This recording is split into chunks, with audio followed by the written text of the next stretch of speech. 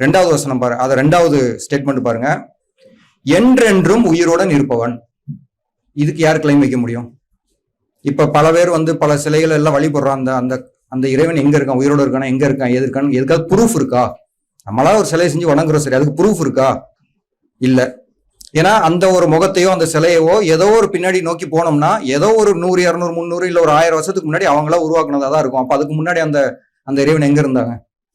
அப்ப இங்க என்ன வருது? என்றென்றும் உயிருடன் இருப்பவன். எப்ப பிறந்தான் தெரியாது. இதை யாராவது சொல்ல முடியுமா?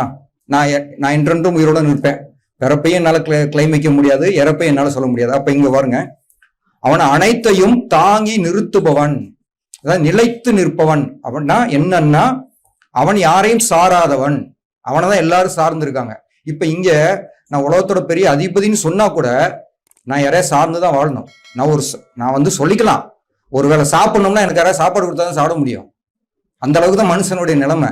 ஆனா அவன் பேசுறதும் அவன் அதிகார தோரணையும் பாத்தீங்கன்னா இந்த உலகத்தையும் நான் தான் ஆள்றன்ற அளவுக்கு நம்மளை நம்ப வைக்கிற மாதிரி தான் பேச்சுகள் இருக்கும். ஒருவேளை சாப்பாட்டுக்கே அவங்க இன்னொருத்த நம்பிதான் வாழணும். ஆனா இங்க என்ன வருது?